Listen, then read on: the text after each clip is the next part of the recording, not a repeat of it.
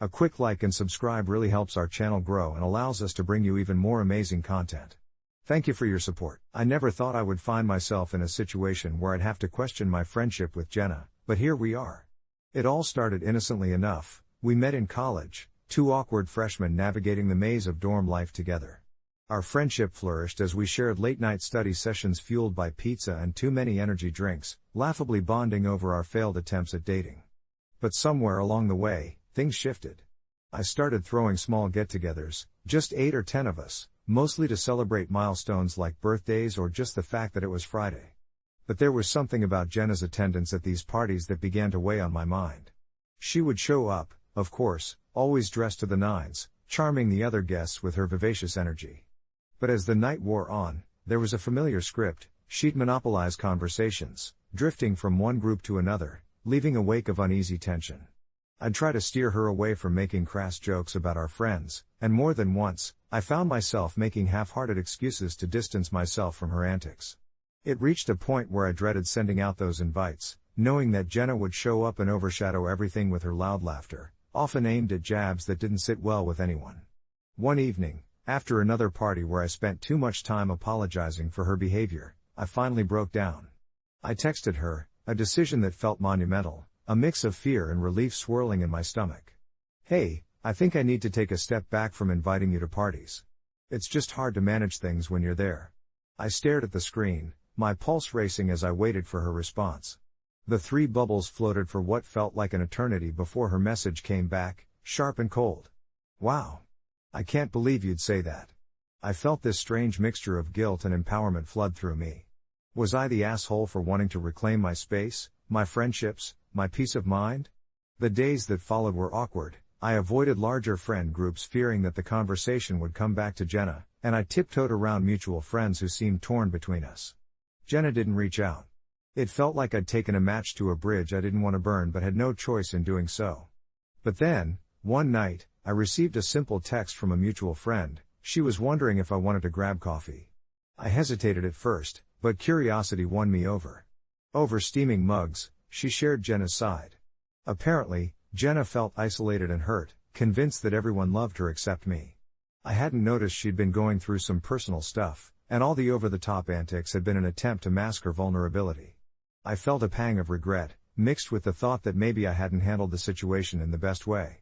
I reached out to Jenna, just an olive branch of sorts, keeping it light, suggesting we go out for drinks and talk. The conversation was awkward, yet as we spoke, I realized we both had missed the mark with each other. I shared my perspective, and she showed me hers. Looking back, I'm still not sure if I was entirely in the right or if I was actually being an asshole. I learned that sometimes friendships require deeper conversations and understanding instead of ultimatums. We've been trying to rebuild a foundation, one conversation at a time, hopefully forging a new path forward with a little more grace and a lot more empathy. I remember the first time we truly sat down to talk, the clink of ice in our glasses echoing in the small booth wedged against the back wall of that bar. It felt almost surreal, like characters in a movie on the brink of reconciliation. I could sense the tension weaving between us, a taut string just waiting to snap under the weight of our histories and miscommunications. She looked different in the dim bar light, her usually guarded expression softened by the flickering candle between us. I took a deep breath, steeling myself for the emotional tug-of-war ahead. "I just didn't see it coming," I said, hoping my words would take root in a space where we could finally meet in the middle. "Every party I threw, you seemed withdrawn.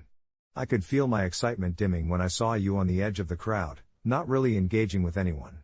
She leaned back, visibly grappling with my words. "Well, you never asked me how I felt about it, did you?" Her voice had that familiar, soft edge of vulnerability that I'd come to recognize, a hint of frustration layered within. "It felt like you were trying to appease the group, and I was just part of the decoration." I frowned at her choice of word, decoration. Without thinking, I blurted, "I didn't mean to treat you like an accessory." I noticed a flicker of hurt flash across her face, and I quickly backtracked. I just thought we were going through the motions together. I wanted to share good times." She sighed deeply, fingers tracing the condensation pooling on her glass. "I see that now. But sometimes, it felt like you were more interested in being the host than being my friend, like you needed a perfect party, and I was just an extra." Those words hit hard. I wanted to argue, to insist that my intentions had been true, but I paused, allowing her feelings to seep in. It dawned on me that maybe I had been so focused on creating the perfect social atmosphere that I'd lost sight of what really mattered: connection. The conversation rolled into the night, bouncing between minor grievances and heartfelt sentiments, the awkwardness gradually giving way to genuine understanding. I learned how she viewed our friendship, the highs and lows she felt in the backdrop of my social life. Between laughter and serious revelations, there was a palpable sense of repair in the air. It wasn't perfect, there were still silences that hung like clouds, full of unsaid things, and sometimes the guilt would eat away at me when I thought of those evenings where her laughter felt distant. Yet, as the hours passed, I felt something shift. We weren't where we had been before, but maybe we didn't have to be. The next few months were a delicate dance of rebuilding, peppered with coffee dates and book exchanges instead of parties. Our conversations deepened, touching not just on the light topics but on dreams, failures, and everything in between. I remember one late afternoon, sitting in a cafe where the sunlight danced on the floor like an old friend, she confessed she struggled with vulnerability. I matched her honesty by admitting that I had a habit of ghosting the deeper emotions, preferring to sidestep anything that felt too heavy or complicated.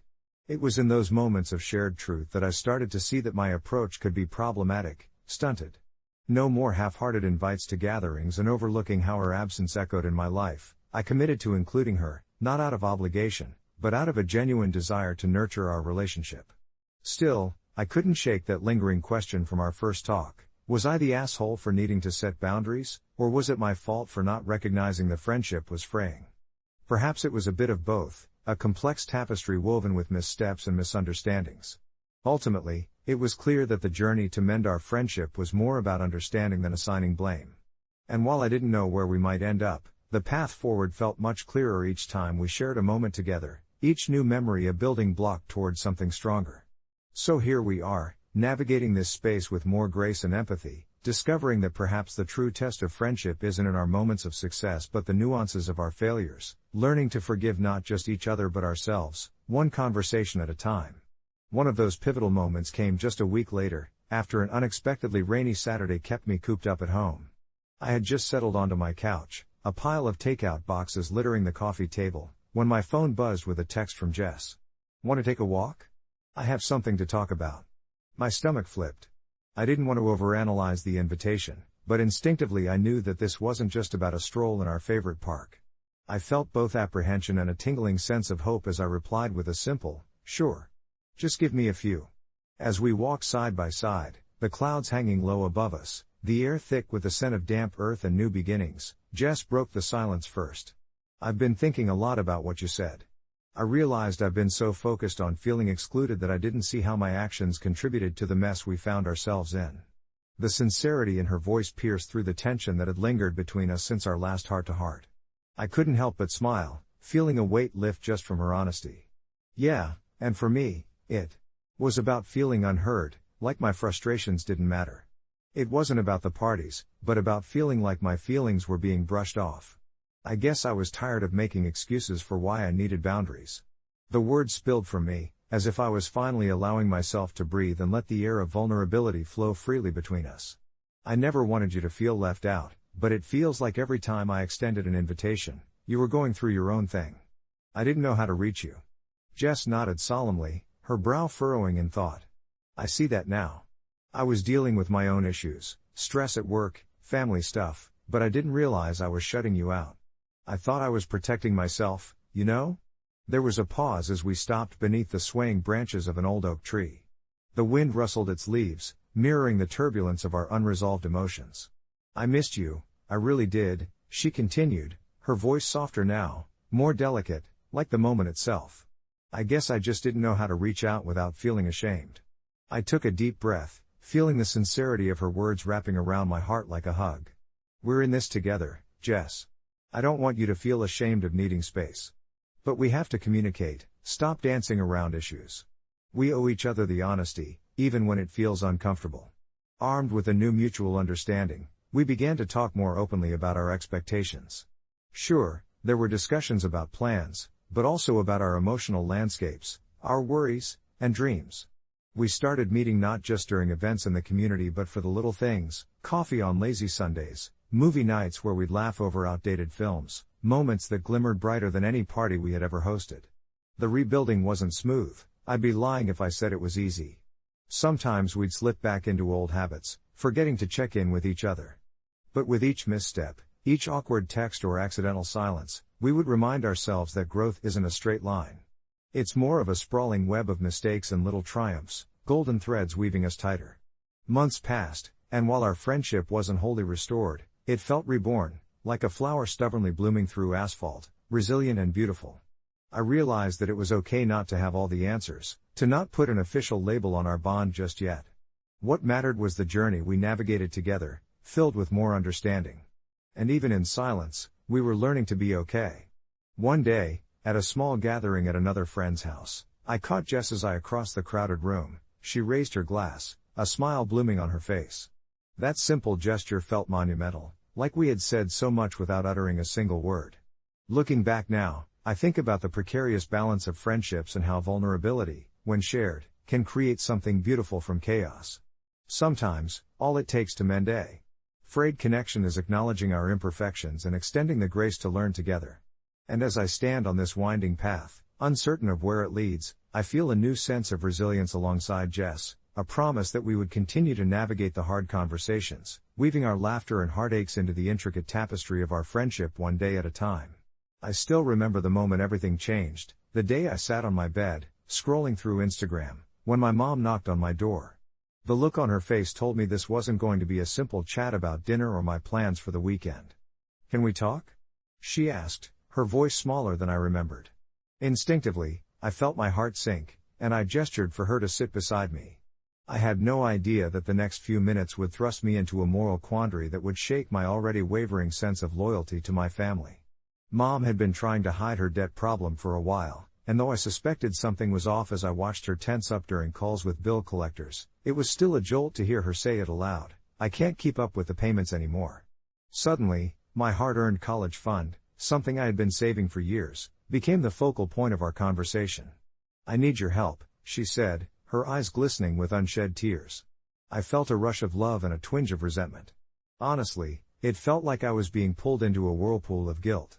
I was just starting to map out my future, a future that I'd worked so hard for, fueled by the long hours at my part-time job and the sacrifices I made to save every penny. "Mom, my college fund is for my education," I stammered, trying to regain my composure. "It's not like I can just give it away." The room was thick with silence, and I could hear my own heartbeat thudding in my ears. It felt like a betrayal not just of my own dreams but of my own commitment to my future. I watched her face collapse, the mask of strength crumbling away to reveal the panic and desperation of a single parent. I admired her for standing up for us when things got tough, but I couldn't ignore that gnawing anxiety in my chest. Anxiety mixed with anger. Why didn't she reach out for help sooner? Doesn't a parent owe it to their kid to maintain stability for them? I didn't want to be selfish, but how could I compromise everything I wanted for what felt like a cycle of financial instability? I found myself replaying the moment over and over in my head, and each time, I felt that tug of war between love for my mom and my goals for myself. With time, I ultimately decided to turn her down. "I'm sorry, but I just can't do that," I said softly, shaking my head. The disappointment in her eyes left a cavern of regret in my stomach. The next few weeks felt heavy as silence filled our house, each day a reminder of my choice, a choice that felt a bit like tearing the fabric of our relationship. I immersed myself in my studies, trying to escape the tension, but those moments, her hopeful glance when I mentioned potential scholarships or her wistful comments about my college dreams, pierced through my efforts to keep both our worlds separate.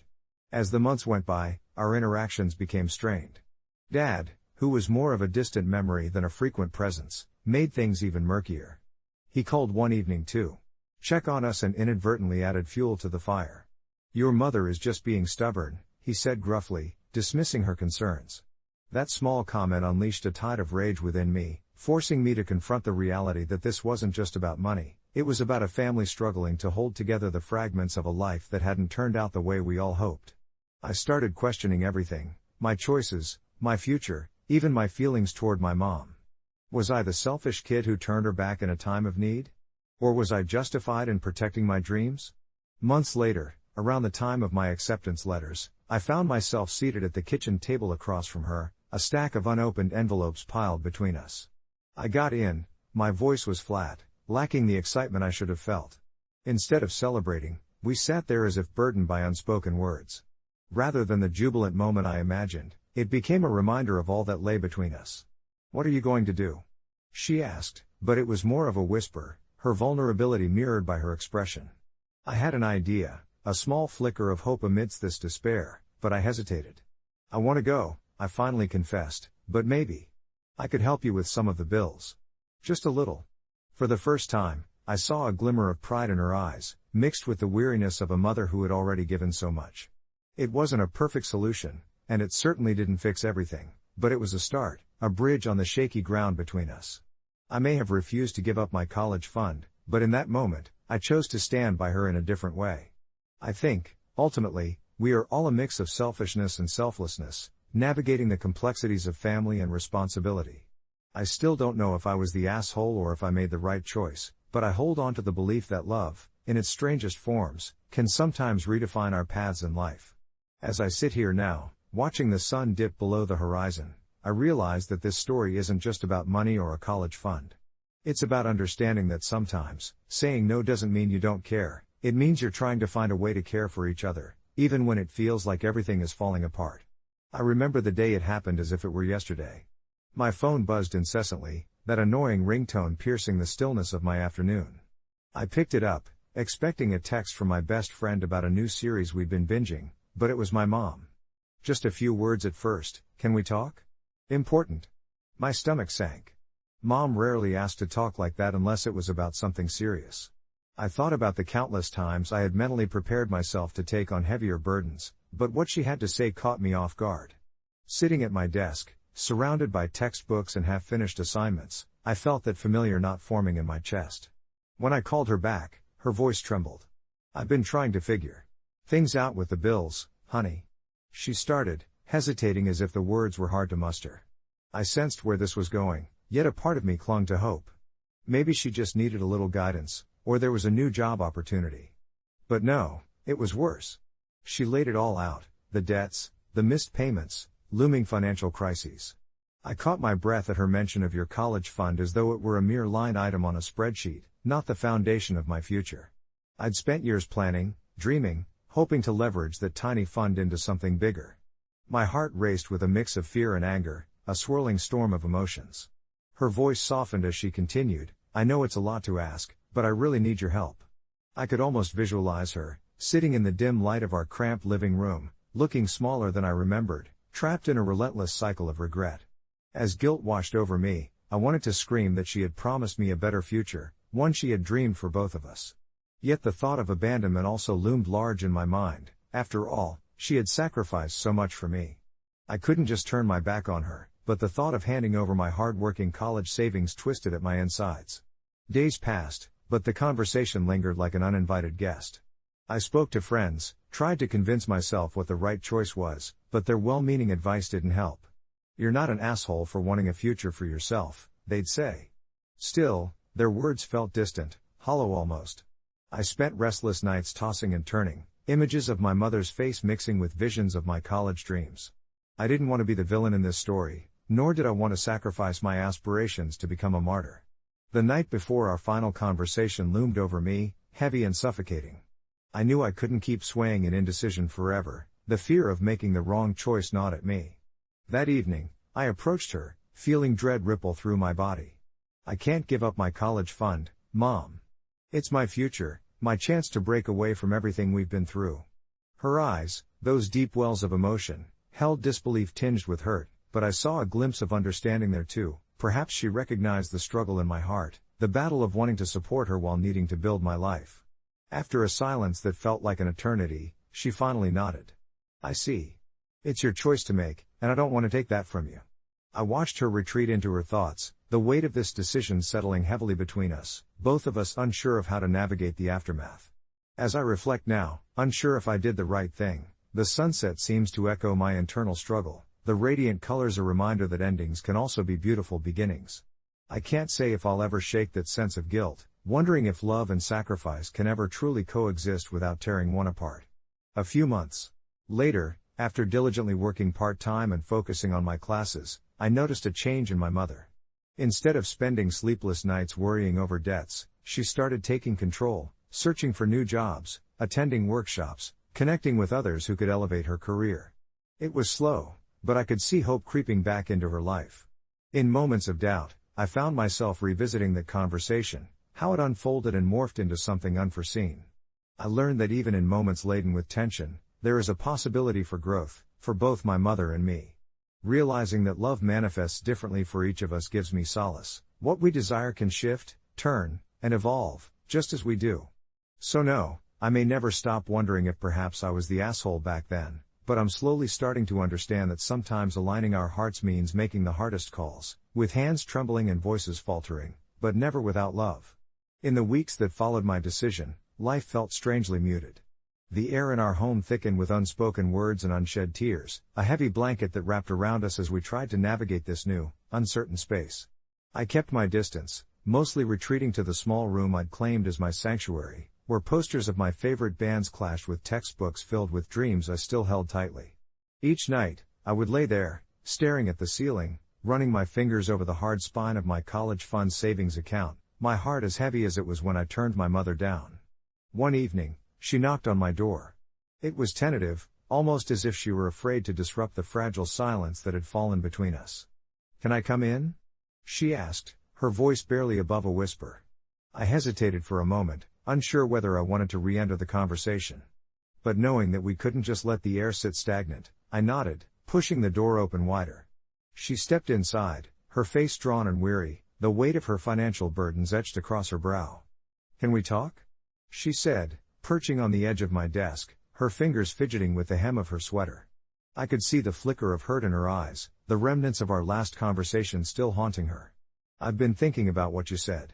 Her voice trailed off as she glanced around my room, her gaze landing on the faded photographs of happier times, memories that felt almost foreign now.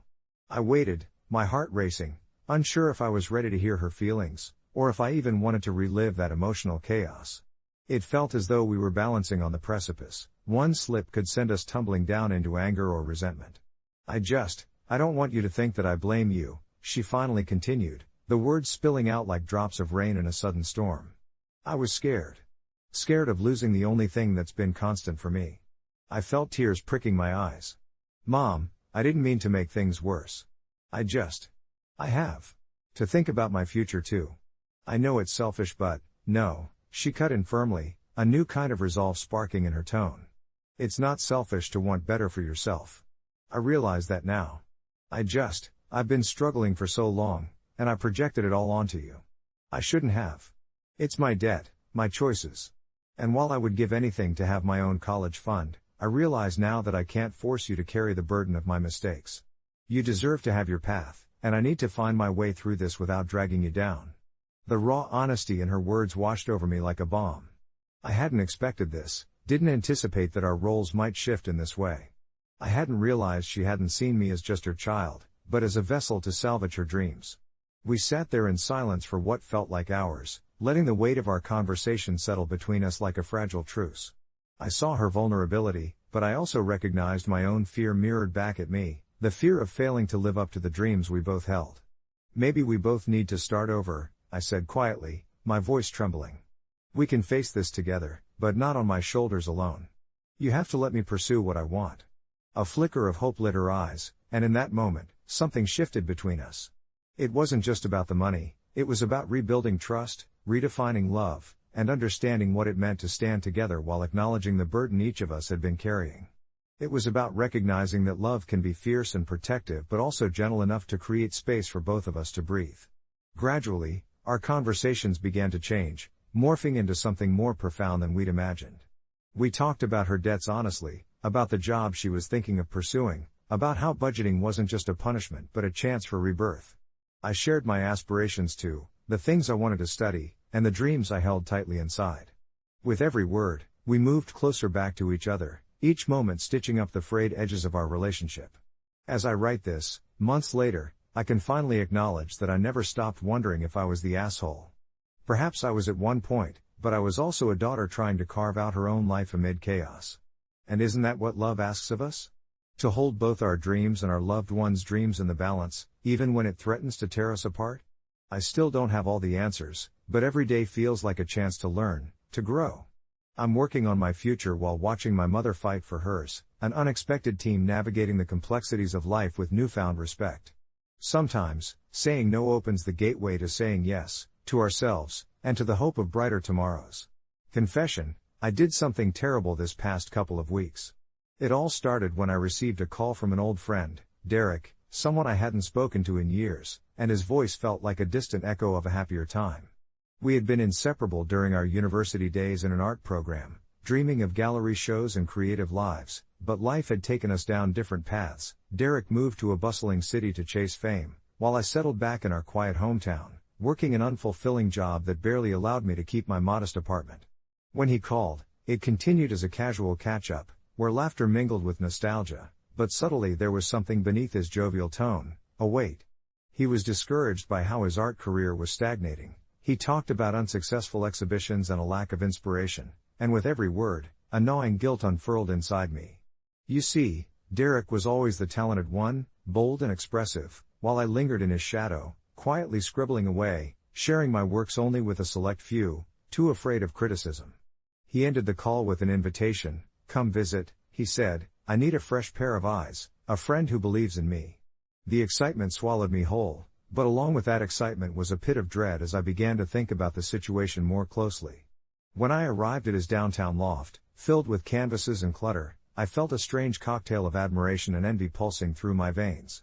He seemed so alive, but that spark of creativity I once knew looked like it was flickering out, and as I sat in his studio, watching him paint half-hearted strokes, I couldn't shake this voice in my head whispering that he might need a push.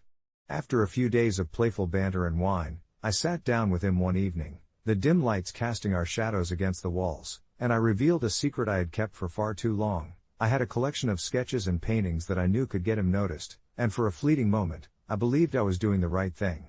I borrowed pieces from my own portfolio and claimed them as unfinished works of his for one of the biggest local art events happening in a few weeks.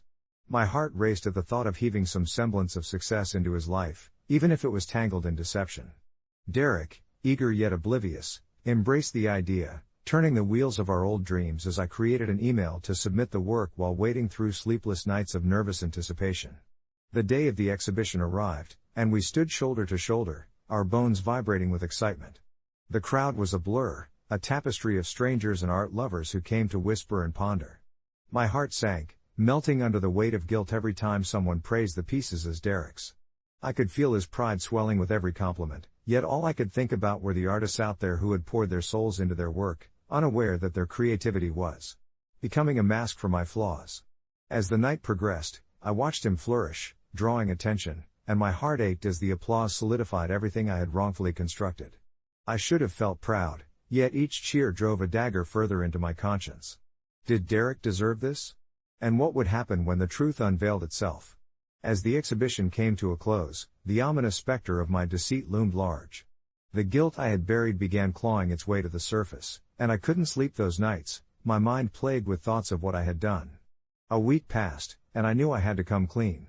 I told Derek about my deception in the cold light of dawn, our voices intermingling in a silence that felt heavier than words. He stared at me, shock morphing into a deep hurt, and suddenly I realized I had turned our friendship into a frayed thread hanging on to nothing. In that moment, all the laughter we had shared faded like the morning mist, and I could feel my world crumbling. Now, as I sit in my dimly lit apartment, I can't shake the guilt that has rooted itself into my bones. I wonder constantly if Derek, in all his talent, will find a way to forgive me, or if he will carry this betrayal like a stone in his pocket, a reminder of our broken bond. A part of me wishes I could take it all back, return to that moment when the lies began to weave themselves into our reality, but the truth is already out there, dancing in the ruins of what was once an innocent ambition. Derek hasn't contacted me since, and I doubt he ever will. I can only hope he finds his way back to the canvas, away from shadows of falsehood. So, here I confess, with no one left to share this burden with, an ache in my chest that serves as a reminder of the lines I crossed, and somewhere within, a flicker of hope that maybe next time, instead of reaching for validation, I'll have the courage to invite my friend to truly see me, and perhaps find healing in the genuine expression we both sought. Update: it's been a couple of months since that fateful night. I haven't spoken to Derek, but I recently saw him featured in an article about local artists making waves. He was collaborating with another artist, showcasing work that felt authentically him. I felt a strange mix of pride and heartbreak. He has continued to thrive, and now, I need to step back and allow him to own his narrative. I've begun to paint again, returning to my roots, but this time, I'm doing so with honesty, and although it feels like a small step, it's one towards becoming a better version of myself, one that refuses to tiptoe around the truth. Confession: I did something terrible this past couple of weeks. Looking back, it feels as if a fog has lifted, the air is clearer now, and I can finally see the contours of the mistakes I made. The truth is, though it felt like a suffocating weight for so long, I've begun to embrace the complexity of my emotions, transforming it into a canvas that reflects my journey. After that initial rush of seeing Derek's name splashed across the pages of that article, I made a promise to myself, not just to paint again, but to paint boldly.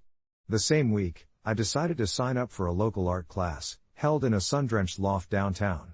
The teacher was this vibrant woman named Lila, who had an infectious enthusiasm that ignited a spark within me. In that studio, surrounded by misfit artists, college students, retirees, professionals turning dreams into night work, I felt a sense of belonging settle upon me like a warm shawl. Each brushstroke carried the weight of unspoken apologies and unprocessed emotions, and with every sigh of paint meeting canvas, I found fragments of my old self surfacing. However, amidst this catharsis, I couldn't entirely shake my guilt. I struggled with the realization that while I was finally becoming honest about my feelings and expressing them through art, I'd torn down the walls of another person without fully understanding the repercussions. I thought of Derek often, especially when Lila praised the way I bled emotion into my pieces, the raw truth of them echoing in the folds of color and shadow, yet I found no way to convey this internal tug-of-war during our brief, casual chats after class. Then, one evening as the last rays of sunlight dipped below the horizon and cast the studio in shadows, I picked up my brush to begin a new piece. My mind wandered to the last conversation Derek and I had before everything fell apart. I painted his favorite shade of blue, the deep, oceanic color that always reminded me of calm amidst chaos, and I poured into it everything: the heartbreak, the regret, the fleeting moments of happiness, and the darker, uglier truth of hindsight that I had ignored for too long. It was reckless, really, an emotional dumping ground, but it felt right in a world where I had tried so hard to control the narrative, to silence the chaos instead of embracing it. One night, while working late, I sat back and looked at the completed painting, an abstract representation of our tumultuous past, half void of clarity, half teeming with possibility. I was overwhelmed by the emotion that clung to it like dew, and just then, the unthinkable happened. Lila walked by, glanced at my canvas, and gasped. "This is incredible. You've captured a profound depth here," she said, and I felt both exhilaration and suffocating guilt twist in my stomach. Had I really just bared my soul, albeit unknowingly, to the world? Later, after class, I stayed behind, my heart hammering as I prepared to wrap my painting, intending to submit it for the upcoming showcase. The idea of sharing this piece with others terrified me. What if they saw the remnants of my mistakes, the pieces of Derek strewn across the canvas like lost puzzle pieces? I couldn't ignore the knot of anxiety that settled in my chest. Yet, primarily, I couldn't ignore the truth: this was about me reclaiming my own story. The showcase approached faster than I anticipated, and with it came a supposed peace of mind, knowing I was finally stepping into the light instead of lurking in the shadows. When the night finally arrived, I stood in front of my painting under the dim lights, watching as others lost themselves in its depth. Then, to my sheer astonishment, I saw Derek walk through the door, his face illuminated by surprise as he spotted my work. I was frozen, caught between the fear of his perception and the hope of a reconnection. He walked closer, weaving through the crowd, and when he reached my painting, his eyes widened and spoke without words. They flitted over the colors and shapes, and I saw the moment recognition flooded him.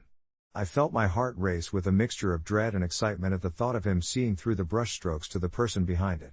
The world around us shrank, and before I could say anything, he turned to me, vulnerability etched across his features. This is truly beautiful," he said, his voice steady yet soft. In that moment, I caught my breath and felt the weight lift, even if just for a heartbeat. I nodded, my throat tight. "It's everything I couldn't say before." His expression softened even more, sadness pooling in his warm brown eyes. "I didn't want to hurt you. It just happened." For a split second, we were draped in a shared silence, the past swirling between us, intricate and painful, yet oddly comforting in its familiarity.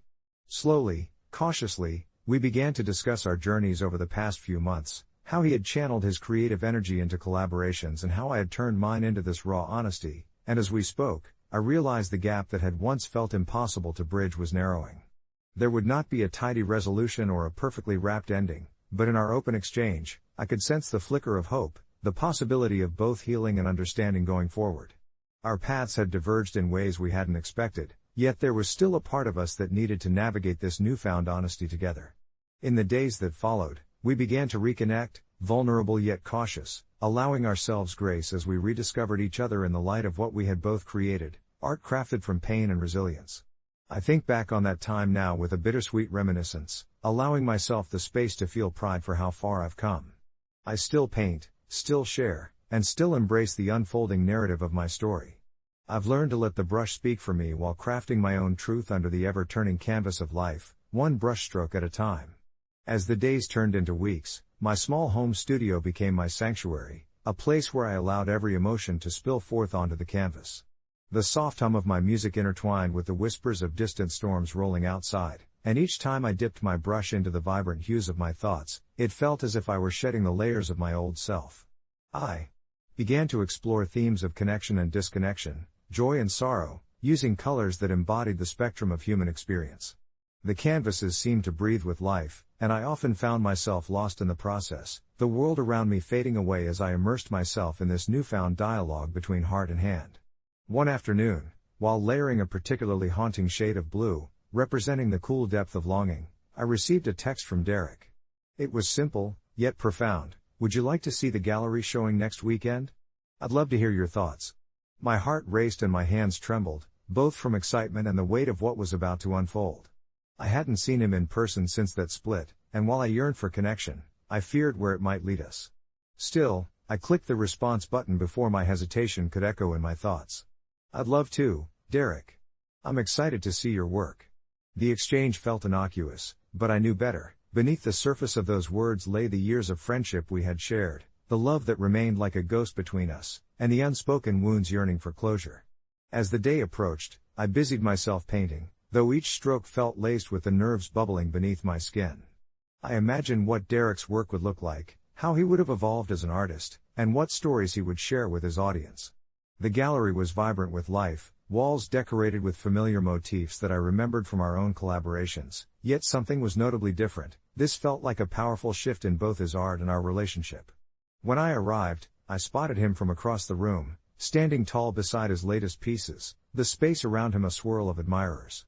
I hesitated, feeling like an intruder at a celebration I wasn't sure I belonged in. But then, he turned, and our eyes met. Time seemed to pause for just a heartbeat as we shared a moment of recognition. I could see the vulnerability masked behind his professional demeanor, the same vulnerability we had both learned to navigate through our respective art. I approached slowly, as if stepping onto a canvas for the first time, unsure of the exact colors I might find. Your work is incredible, Derek, I finally said, my voice steady as I gestured toward a piece that captured the tension of an elusive connection. I love how you've portrayed the struggle. His smile was warm, but there was a flicker of something deeper, perhaps surprise, or perhaps relief. Thank you. It means a lot to hear that from you. I've really poured myself into it. After exchanging pleasantries that echoed our careful steps into this newly redefined friendship, we began to walk along the gallery, his commentary painting the air with anecdotes of his experiences. I shared lighter stories of my own artistic journey, how the frame of my paintings had now found a wider scope, filled with the honesty I'd only just begun to embrace. As the evening went on, and glasses clinked with laughter, I felt the familiar warmth of camaraderie blossoming between us, rekindled and infused with this raw sincerity. The night turned surreal, wrapping around us in a comforting blanket of shared histories and dreams yet unshared. But just as I began to feel the old comfort of our connection return, there was a pause, a moment where silence fell, not awkward, but contemplative. He turned to me, eyes searching, and asked, "What was the hardest part for you?" After it all ended, I inhaled deeply, feeling the gravity of his question settle between us. This wasn't just a conversation, this was a reckoning, a step into vulnerability. Honestly? Letting go of the guilt, I confessed, finding the words as they formed in my mind. I painted about it, how it felt to feel like a thief of happiness. It was hard to accept that I was part of the pain. He nodded, understanding, lighting his features. You weren't a thief, you were a person caught in a difficult place. I was too. We both were. His hand brushed against mine, just a slip of connection, but it felt monumental, crackling with potential. I've had to forgive myself for not being strong enough to handle things differently. We can only grow from where we start. In that moment, under the glow of the gallery lights, amid the scent of fresh paint and polished wood, I realized how much I had learned in this journey. The shadows of our past no longer loomed with the same weight, instead, they became part of the intricate patterns of our ongoing story. As we parted that night, having exchanged not just pleasantries but deeper truths, I felt a sense of closure wash over me, perhaps not the end of a chapter, but the beginning of a new one, an evolution of the relationship we thought had faded. And so, as I returned to the studio, my heart felt lighter, ready to embrace whatever was next, understanding that honesty, like art, requires time to fully develop. The brush continued to find its rhythm in my hand as I created not just paintings, but a new narrative, a reflection of comfort, growth, and the unyielding beauty of connection, all witnessed on the canvas of our lives, where every stroke told a story. A few weeks later, I would find myself back at that gallery for another showing, this time not merely an observer but an active participant in a narrative we were crafting together, hand in hand through paint and memories, finding solace in the acknowledgement that every ending births a new beginning. I never thought a night out with friends could turn into such a ridiculous dilemma, but here I was, sitting on a bar stool, nursing my drink and feeling increasingly uncomfortable. It was a Saturday night, and my friends and I decided to hit up our favorite dive bar, the one with neon lights flashing and the kind of energy that makes you forget about work for a while. The laughter and chatter around me felt inviting, but a creeping tension settled in my stomach as the night wore on. There was this guy, Jason, a friend of a friend, who'd been hanging around our group. He was charming in an overly friendly way, and I'd tried to shake off the sense that he was enjoying my company a bit too much. When the night started winding down, Jason proposed that we all share an Uber back to our neighborhood. I was totally on board until he added, "But it's a little tight, so, if you want to sit on my lap, it's cool." A rush of embarrassment washed over me, mixed with indignation. I laughed it off, hoping it was a joke, but he just grinned, clearly serious. I could feel my friend's eyes darting around, unsure, some snickering at the absurdity. My heart raced, and for a fleeting moment, I considered the situation, a mixed bag of social pressure and a desire not to be the downer of the group. But something deep inside me recoiled at the idea of sitting on a stranger's lap, even for a 6-minute ride. I didn't want to make a scene, but the thought alone left a bad taste in my mouth. I didn't want to be rude, yet I couldn't shake off the feeling that it would trivialize my own boundaries. In that instant, I decided. "No, thanks," I said, trying to sound lighthearted, "I'll just call an Uber." Jason raised an eyebrow, and I could feel a flicker of surprise from the others. I could hear my heartbeat in my ears as I pulled out my phone, almost relieved when I saw the app open, like a lifeline. The ride arrived almost immediately, and as I slid into the back seat, the warm glow of the streetlights comforted me. I didn't feel guilty, I felt empowered for choosing my own space, my own comfort. But the next day, I woke up to a flurry of mixed texts from my friends. Some thought I had totally overreacted, while others supported my decision. Jason texted me, claiming I was overreacting and, at first, I felt a twinge of uncertainty. Did I really screw things up? Yet, the more I pondered, the more I realized how important it was to stand my ground. So I replied with calm resolve, "I respect myself too much to sit on someone's lap." It was silent on his end after that. Eventually, my friends and I had a long conversation where I expressed my feelings, and to my surprise, they rallied behind me. It's funny how a night that started off as just another outing turned into a lesson about boundaries. So, am I the asshole for taking an Uber home instead of sitting on a man's lap? I guess I learned you've got to prioritize your comfort over what's deemed polite, and in the end, standing up for yourself is never the wrong move. It was late when I finally decided to share the story on Reddit. I remember the glow of my phone screen illuminating my tired face as I typed, feeling the weight of the night rest heavily on my shoulders. In the dim light of the living room, with my friends finally winding down after a long evening of laughter and too many drinks, I couldn't shake the tension that had built up over the past few hours. I had gone to the bar that night thinking I was just going to unwind, have a few laughs, and maybe flirt with some cute guys. I didn't expect to find myself in a situation that felt more uncomfortable than exhilarating. It started innocently enough. We were all seated around the booth, sharing stories and shots, and I loved the energy. But as the night went on, the bar grew busier, and tables filled in like sardines. I could feel the air growing heavier, the laughter mixing with the loud music. That's when a guy, let's call him Tom, plopped down next to me. He was charming, I'll give him that, with a disarming smile and witty jokes that kept the mood light. Things took a turn, though, when I noticed the space in the booth could barely accommodate all of us. I was sitting on the edge, and Tom suggested that since it was so cramped, I could just sit on his lap. In the moment, I felt a weird blend of panic and disbelief. I laughed it off, playing it coy, but Tom persisted. I was bewildered. I mean, who offers that up? My body was tense, every instinct urging me to flee.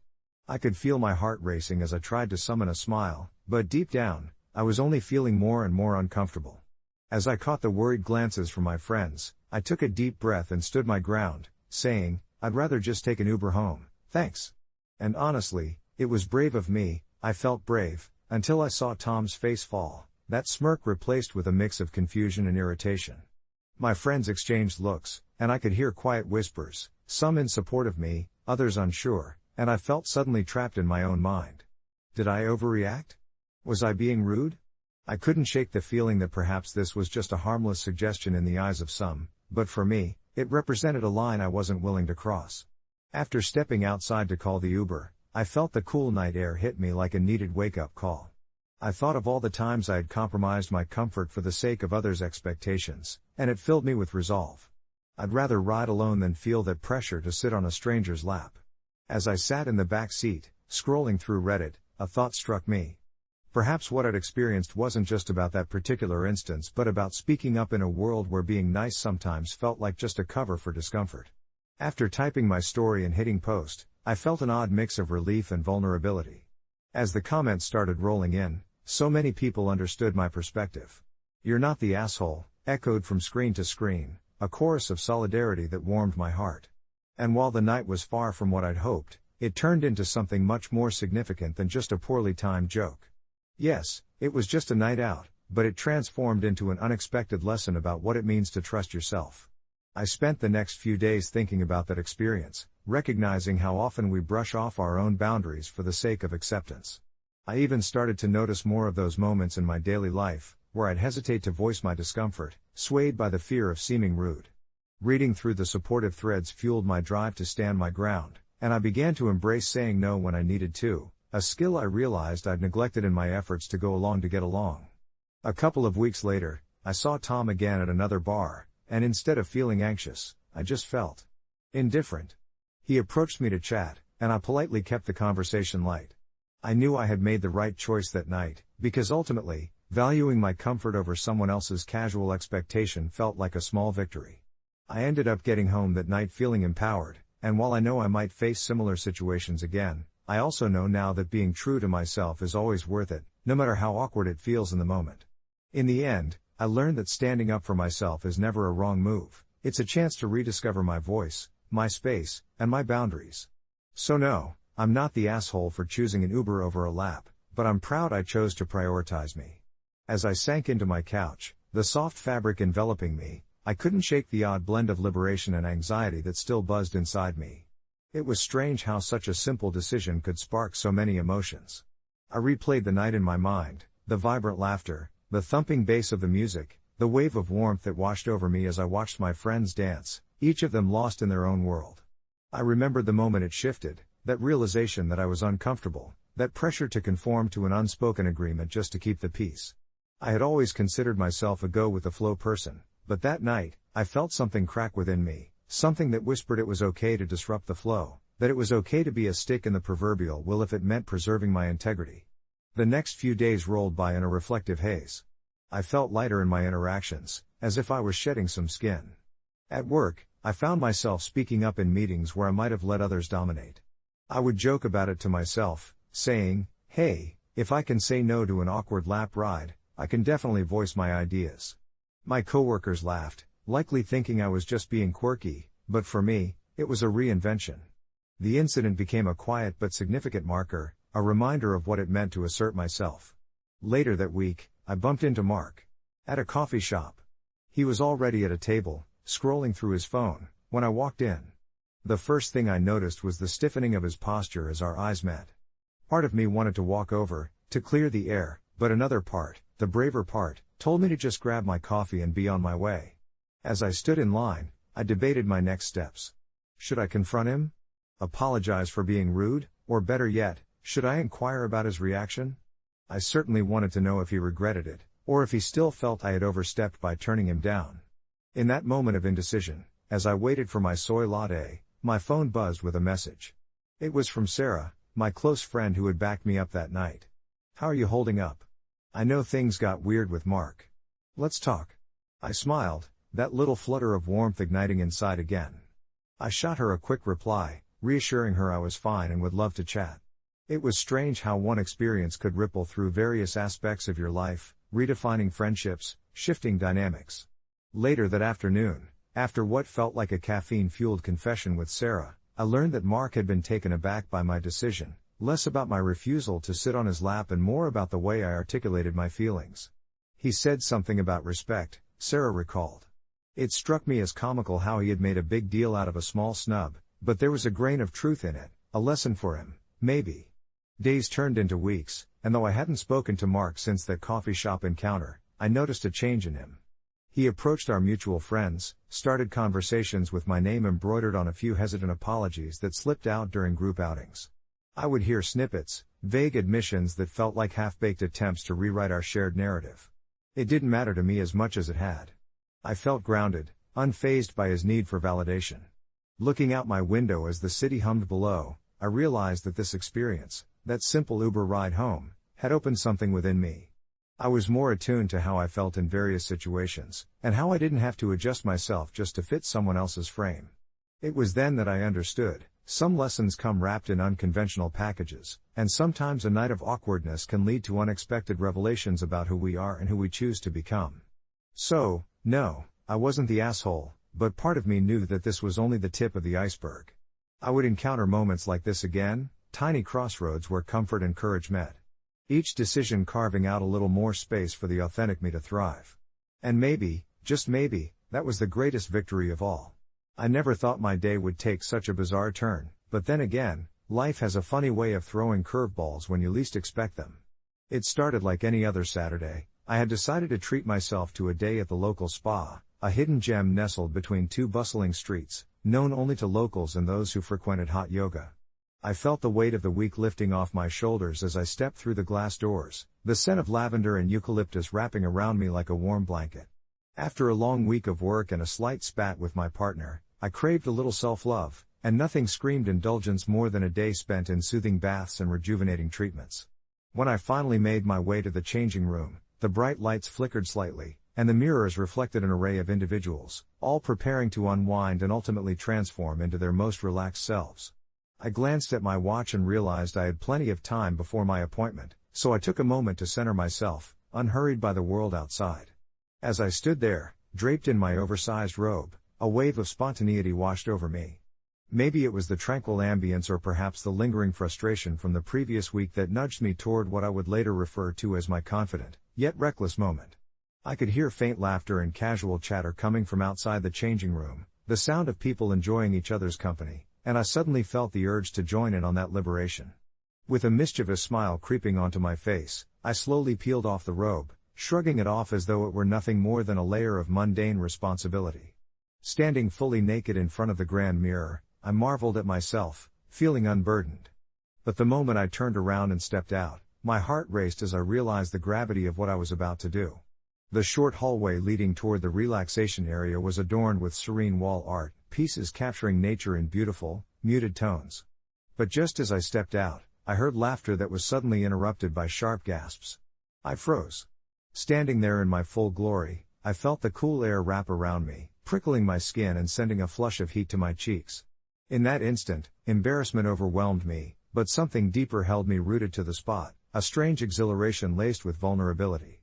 I had expected free love in the spa community, but this was a little different. Out of the corner of my eye, I saw 3 women nearby, clad in bright, patterned bikinis and matching smiles that slowly turned into bemused expressions. One was whispering to her friends, her hand covering her mouth in playful disbelief. "Wah," one murmured, barely concealing her laughter. The tension hung thick in the air, thick enough to cut with a knife. My pulse quickened, Was I about to become the subject of ridicule? A sudden wave of doubt crashed over me. I debated retreating back into the changing room, cloaking myself in that robe once again to hide from what I assumed would be a brewing storm of judgment. But the realization of what it felt like to be exposed illuminated my mind. Nakedness, in this moment, was oddly liberating. I could either succumb to the laughter and quickly shroud myself in shame, or I could own this impulsive act and confront the crowd with a light heart. With 3 deep breaths, I mustered the courage I usually reserved for bigger battles and nonchalantly strolled past them, my chin slightly raised, pretending this was just another day in my life. I heard whispers of "Is she serious? And is this a prank?" floating behind me, but instead of crumbling, it felt exhilarating. I found a corner with plush lounge chairs and settled into one, soaking up the warmth that radiated throughout the room. The whispers faded as the serene ambience seeped back in.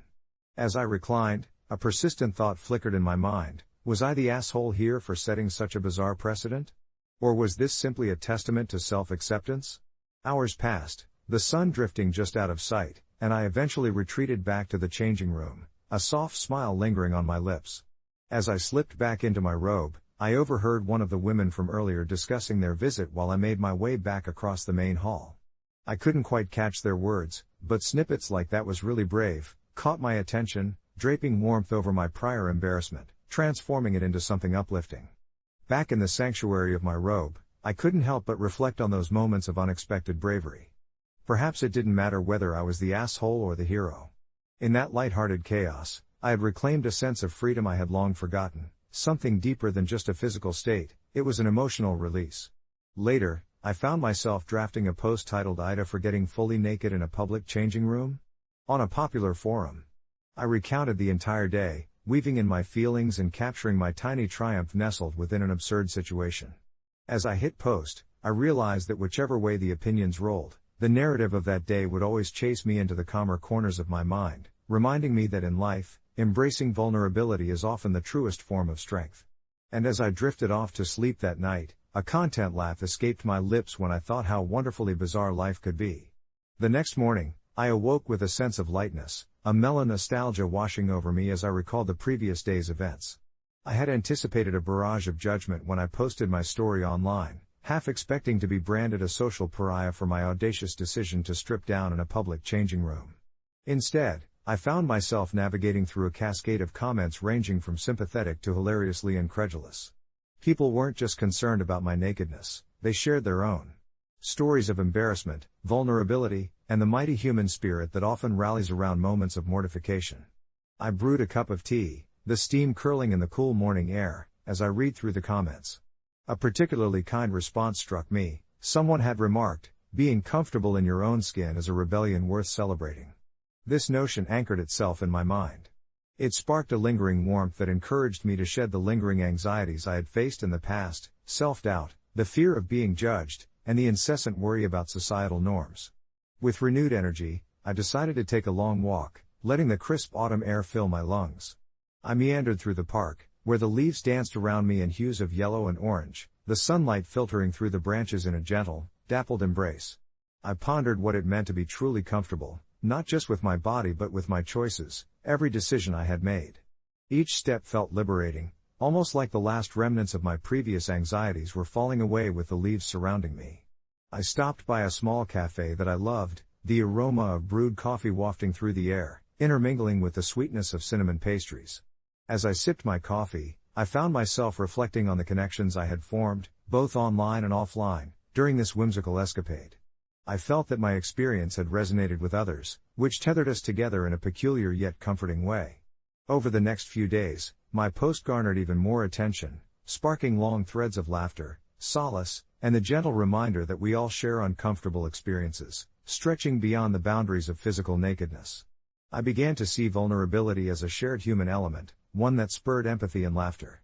Friends would message me, recounting their own tales of embarrassment, like the time my friend Jane overshot her runway in a fashion show and fell, or when Adam, who, outside of his exterior of suave confidence, nervously tripped during his first workplace presentation, turning a simple slide into an impromptu comedy show.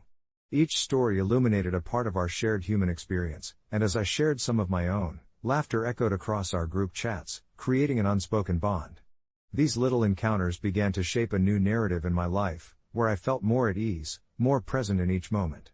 Days turned into weeks, and I found myself less concerned about societal expectations and more focused on engaging with the world as it came. I joined a local yoga class, a decision both alarming and thrilling, pushing my comfort zone further. One evening during class, as I stood in tree pose, balancing precariously on one foot, I caught a fleeting glance of a woman across the room who was visibly struggling to find her balance. And suddenly, with an explosion of compassion, I felt an unspoken connection with her, an understanding that we were both navigating our paths through uncertainty. I smiled at her, and she smiled back, a shared moment of grace in the midst of awkwardness. As that year drew to a close, I looked back at my initial post, the snapshot of a day that seemed so trivial yet transformed into a deep personal journey. Initially, I thought I was merely sharing a funny story to lighten someone's day, but in reality, I had opened up a discussion about vulnerability and acceptance, leading to significant changes in how I viewed myself and others. I learned that my story was not just about a naked moment in a changing room but about the courage to embrace my true self, flaws and all, amidst a world that often felt all too critical. Feeling contemplative one evening, I decided to post an update on the forum, not out of obligation, but as a gentle reminder to those who had reacted to my original story. I wrote about the shifts in my life, how those reactions had inspired a newfound confidence in me and how discovering the beauty and vulnerability granted me profound connections that weaved through my daily existence. As I submitted the post, a sense of satisfaction enveloped me. I had turned a single incident of discomfort into a thriving, gentle dialogue about strength and acceptance that echoed beyond my personal bubble. Life continued to be wonderfully bizarre, as it always had been, a twisted tapestry woven with laughter, vulnerability, and an unwavering belief in the power of connection, one story at a time. The following days unfolded lazily, wrapped in the glow of my newfound perspective. I found myself contemplating my previous anxieties, those little thoughts that gnawed at my self-esteem like mice in the attic. My encounters in that public changing room had spiraled into a revelation, guiding me to appreciate my body and my story without the weight of judgment. I began to notice the world around me anew. A woman in a coffee shop laughed heartily with friends while an elderly man danced with his cane to a street musician's tune.